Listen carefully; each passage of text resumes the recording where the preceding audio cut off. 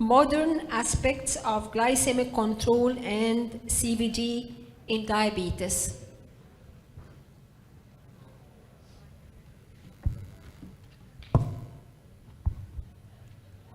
So there is not the microphone here, so I will stay. So thank you very much for the introduction. And I hope that after my presentation, you will not hate me, because I know that every day you have a strong commitment in improving also the glycemic control of your patients. Because at the end of the day, if in the last period we were honestly overwhelmed by the relevance of cardiovascular, the renal disease, and diabetes, which is of course very important, but at the end of the day, my opinion is that diabetes is still characterized by hyperglycemia. Otherwise, there is no diagnosis of diabetes, it's something else. My friend cardiologists usually disagree, but this is my opinion.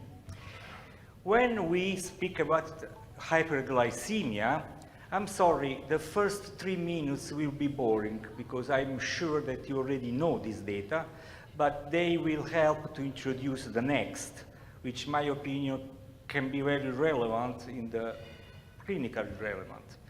We know from the DCCT edict that hyperglycemia is the most important risk factor for microvascular disease. It's emerged clearly from the DCCT edict.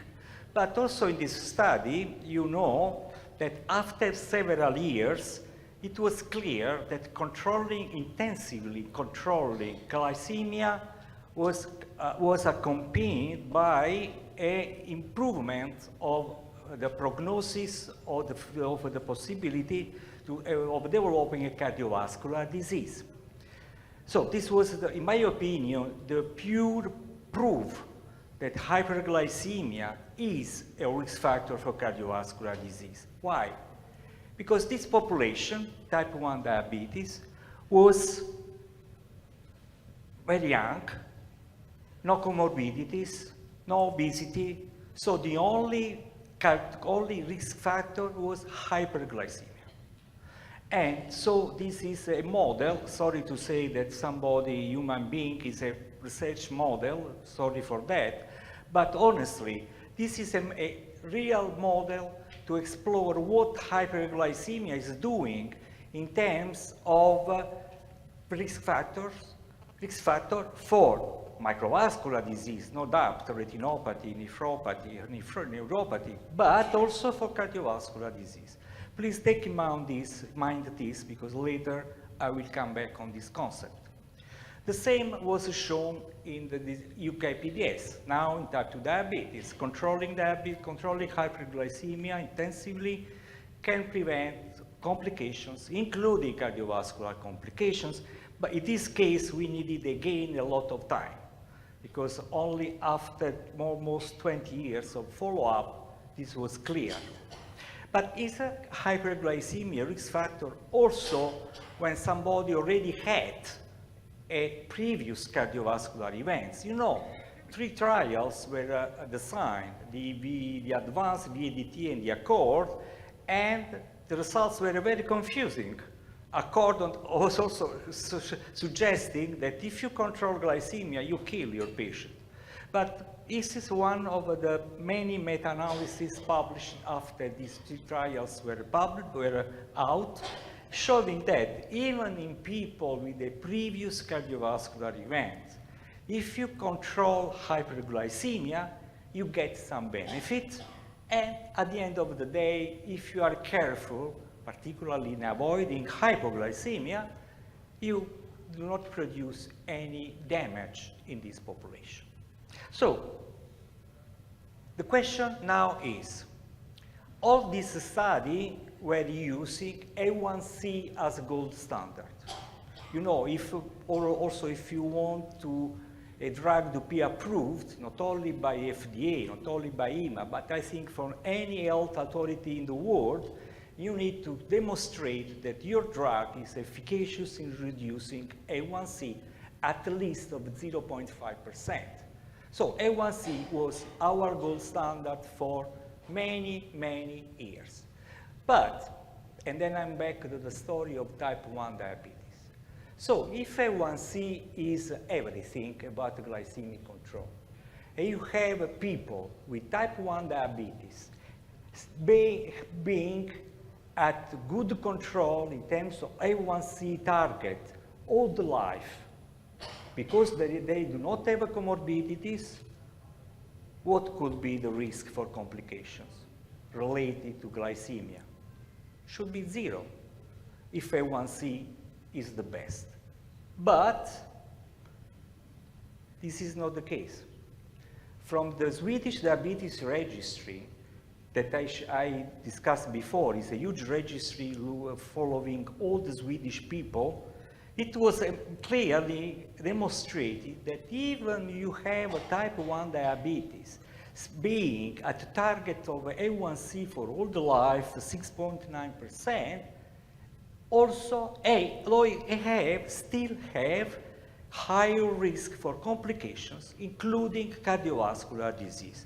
This means that clearly A1C is not enough to explain the risk for diabetic complications related to hyperglycemia, including the cardiovascular ones.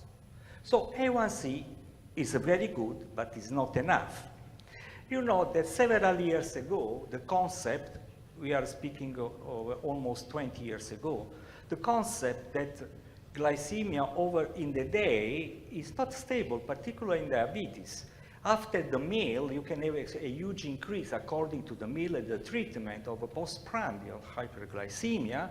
And in 2008 and 2011, the IDF was the first scientific society releasing specific guidelines for the management of postprandial hyperglycemia, recommending to target both postprandial hyperglycemia and fasting glucose.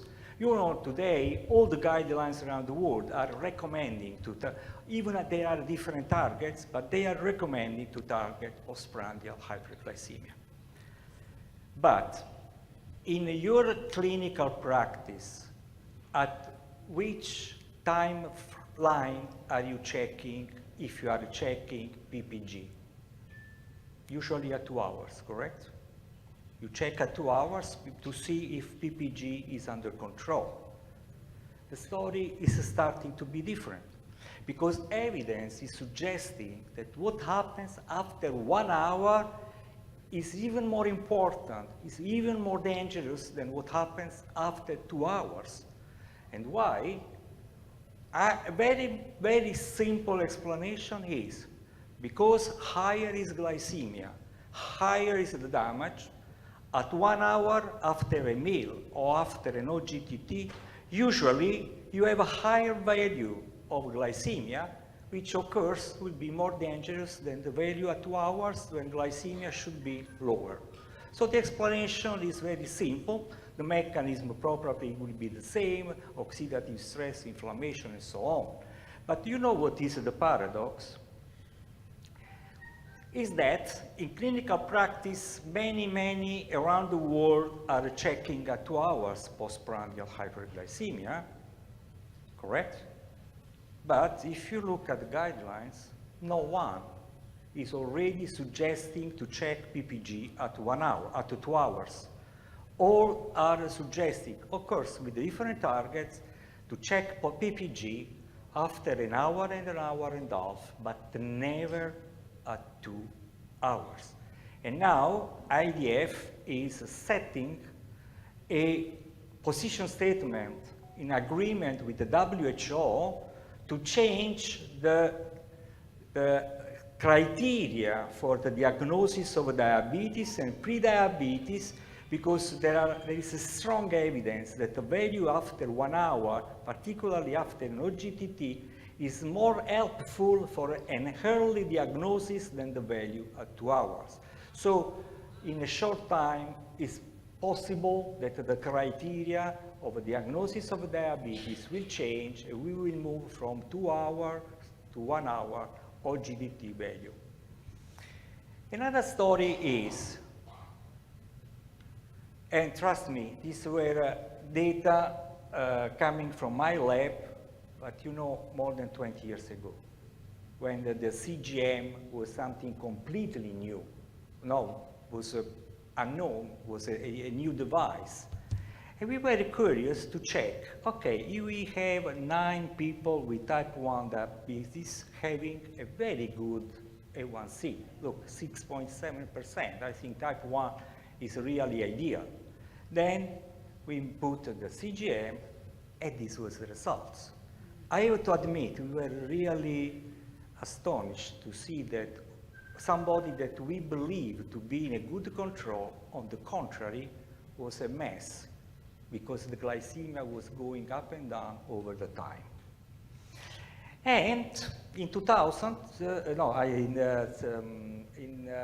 if the first study was published several years ago from Verona, showing that fasting glucose variability in a follow-up of 10 years was a very strong predictor for cardiovascular mortality.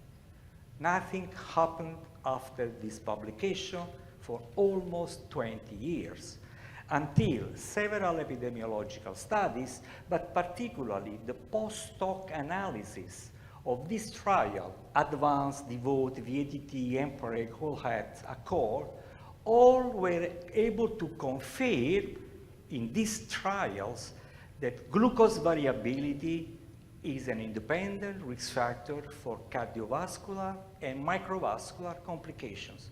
So if we can discuss the value of the epidemiological studies, I think that because all these trials are going in the same direction, there is no doubt that when glucose goes up and down, is a strong predictor for cardiovascular events. But what we recently were able to show is even more surprising.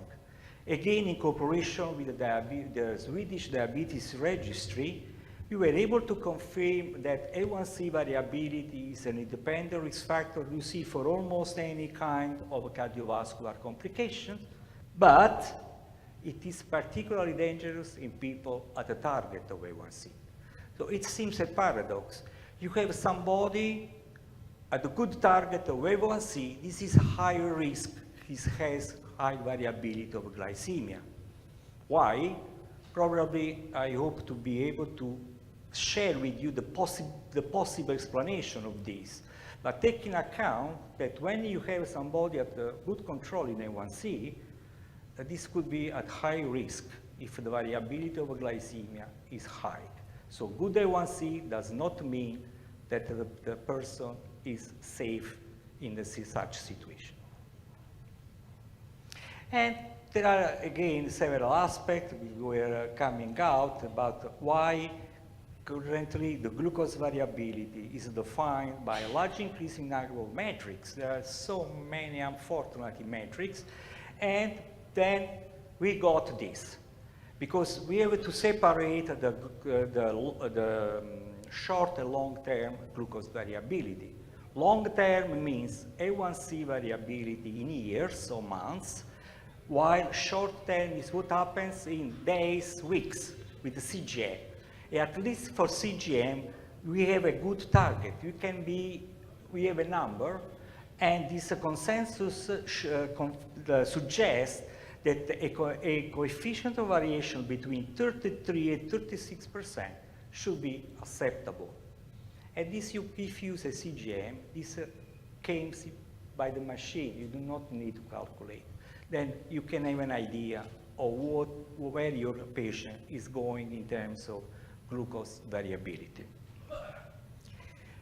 But the story is not ending, because more recently, you know, because CGM is more and more used, this new metric emerged, the time in range. What means time in range? I think that the concept is immediate. It means how much time a patient spends in a normal range of glycemia. But this is not true, because for a pragmatic approach suggested that it's very complicated to have a normal range in people with diabetes. And so the idea is, okay, let's be happy if we can get the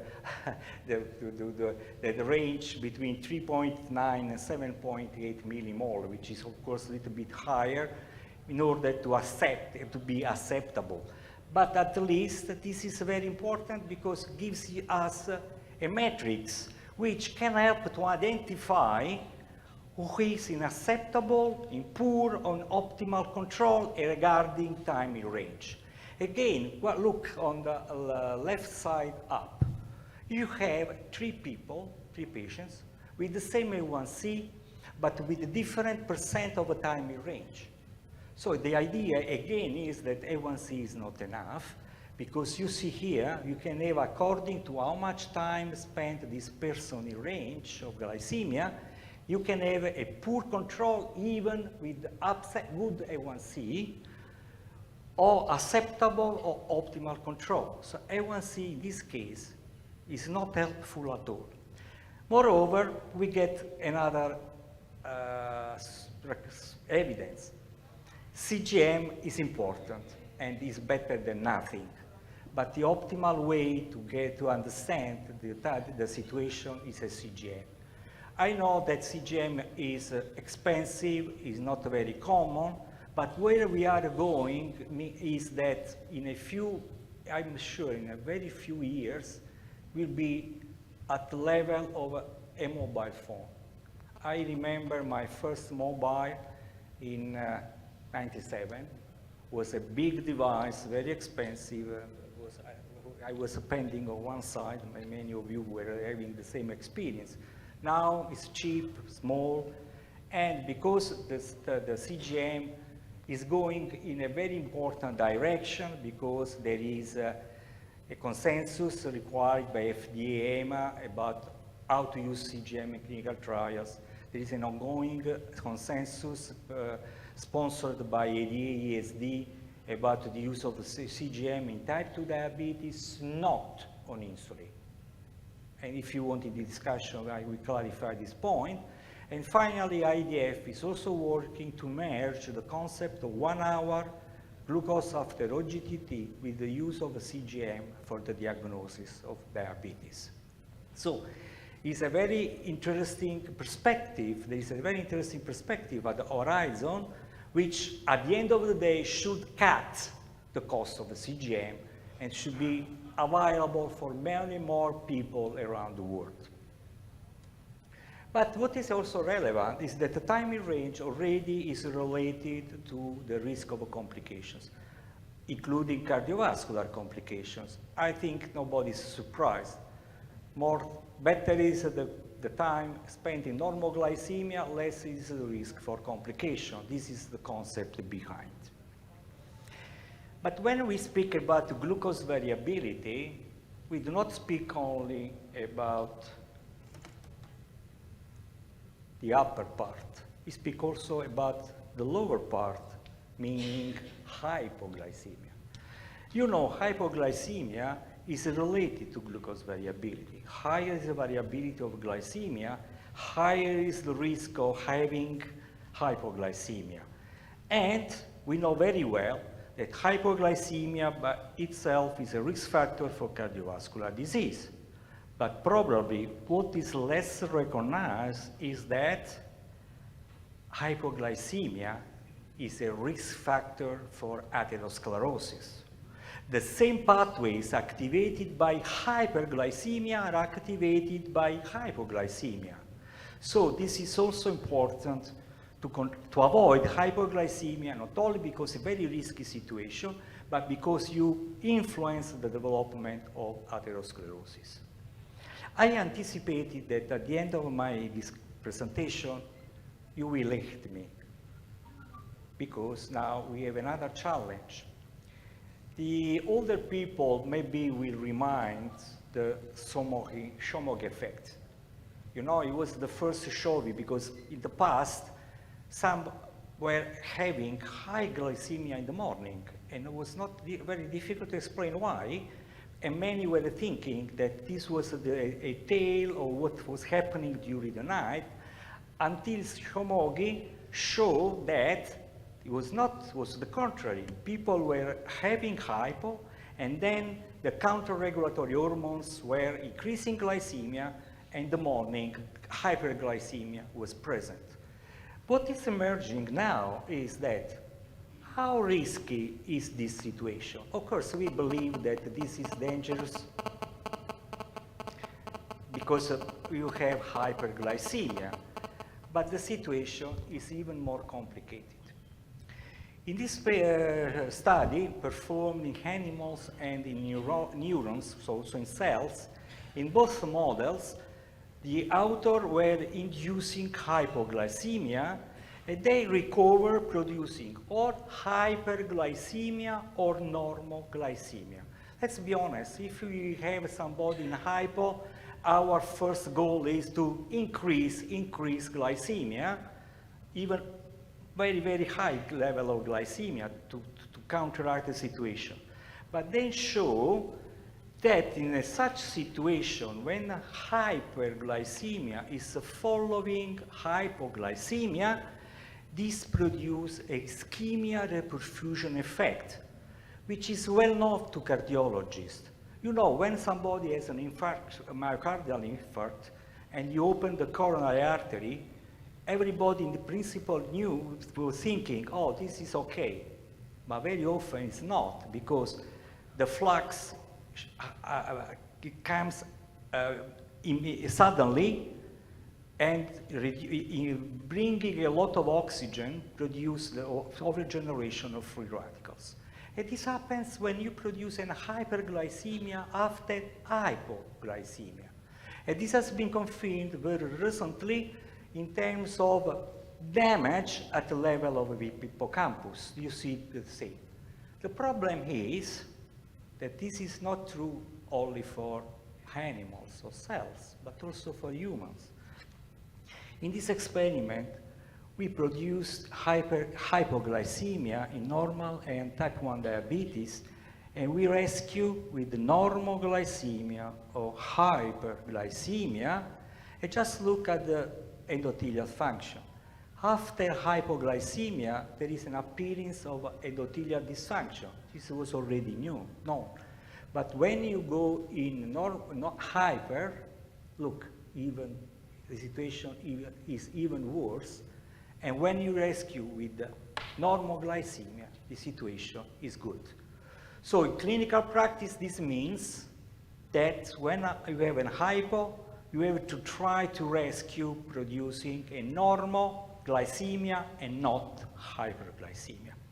So in the last years, we understood a lot about the mechanism. You know, Michael Brownlee, but I have to say also our group, was able to show that the key mechanism leading from hyperglycemia to the complications is the overgeneration of a superoxide at the mitochondrial level. And you see that several pathways are activated leading to diabetic complications. So where is the link between chronic hyperglycemia and the different aspects I show you? All are acting on the same pathways. So what happens is that you have these pathways already activated by chronic hyperglycemia. All the situation, variability, time in range, hypoglycemia, they superimpose, they overactivate the same pathways, so increasing the risk of developing complications compared to the stable chronic hyperglycemia. In the last years, the concept of hyperglycemia has changed a lot. In the past, we had fasting glycemia, A1C. You see what happened in the last years. We moved to postprandial, to the how to recover from hypoglycemia, short and long-term glucose variability, time in range. And why I say that the challenge is even more tough today? Because this is the ideal modern approach of managing glycemia. This drawing is coming from Leonardo da Vinci, represents the Vitruvian man.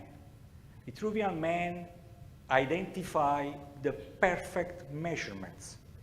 So the idea behind this figure is that If you want to have a perfect management of hyperglycemia today, you must control A1C and fasting glucose, but also short and long-term glucose variability to have a very good timing range to control postprandial hyperglycemia, to avoid hypoglycemia, but if happens hypoglycemia, really to rescue avoiding inducing in a hyperglycemia. And this is why I told you that at the end of my presentation, many of you will hate me, because in clinical practice, I think it's very complicated to do this. Okay, it's very complicated. We have several tools today which can be helpful. We have new drugs, for example, the ultra-fasting insulin, the GLP-1, SGLT2, they are very helpful in reflecting or more in controlling all these aspects of glycemia, but also the new technology is very, very helpful. And do not forget that also the diet will be very helpful if you avoid the diet with high glycemic index foods. But when I say that it's a challenge, of course it's a challenge. You know, this is the more recent ADAESD algorithm, which is followed by many, many all around the world. You see on the left side, there is the suggestion to take in account the risk for cardiovascular disease, heart failure, kidney disease. But on the other side, it's not forgotten that it's important to control glycemia. And my idea is that today, controlling glycemia is not just A1C, it's more complex. It's more complex, yes, but I started my career and we had metformin, sulfonylureas, insulin. Now we have a huge number of drugs which can be very helpful in helping our patients. And I have to say that over time, our goal as doctors has changed. In the past, we were looking at safe life, to guarantee a longer life. Our mission has changed. To guarantee long life is not enough. It's not enough at all. What we need is to guarantee a good quality of life. I believe that nobody is very happy to live longer, blinded, without a leg, or going to dialysis every 2 days. So, is it difficult to do this? Yes. But at least let's try. Let's try to do our best. We have the tool, we have the evidence. You cannot skip the evidence. The evidence is there, is the truth. So as doctor, we have the mission to guarantee the best for our patients, which means at the end of the day, to be only good doctors. Thank you very much for the attention. Thank you